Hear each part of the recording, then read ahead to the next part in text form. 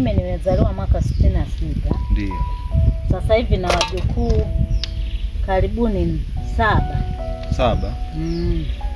Ndio hawa wengine mnawaona hapa, wengine wapo kwa wale tumekutana nao wanaenda na wamama zao.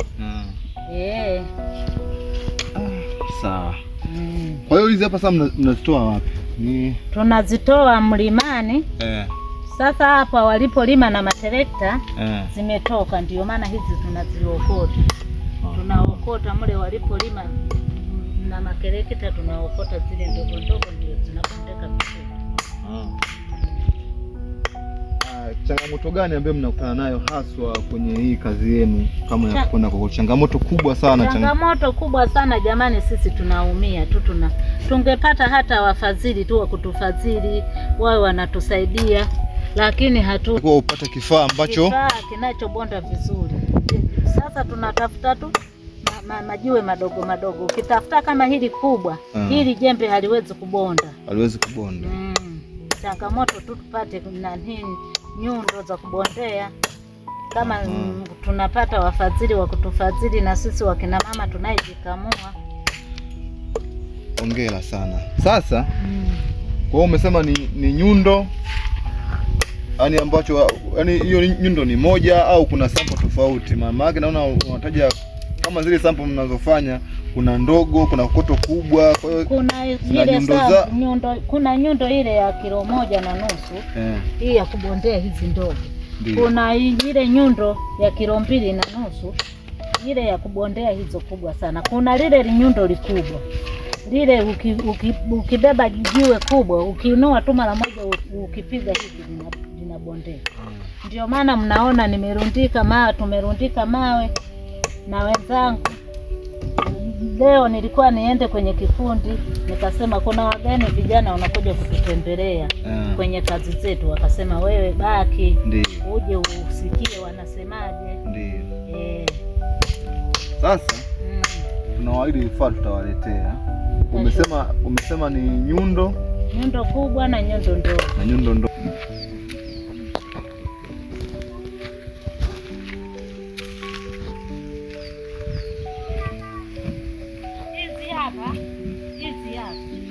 Hizi hapa kokoto hizi ni zile za kumwaga chini, za kuweka chini unapiga flow.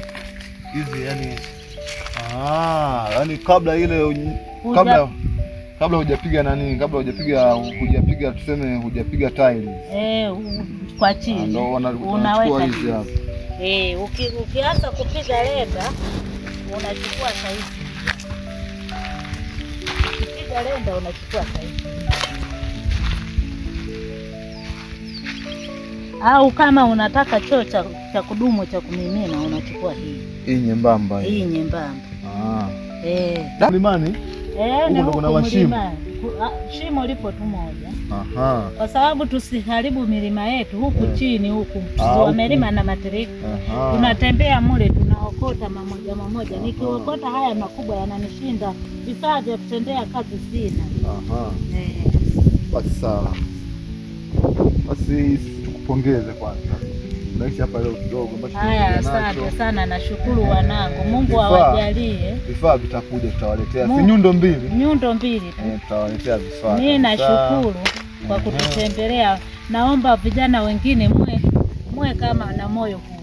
Nashukuru kwa kunipa hii. Hii ningeponda dumu na nini ndio 5 hizi zananiza kokoto.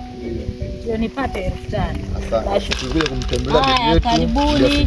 Mje mtutembelee kikundi kizima. Nyie semeni siku, nitawaambia wenzangu watakuja, mtakuja kutuhoji. Asante sana. Usimwaga.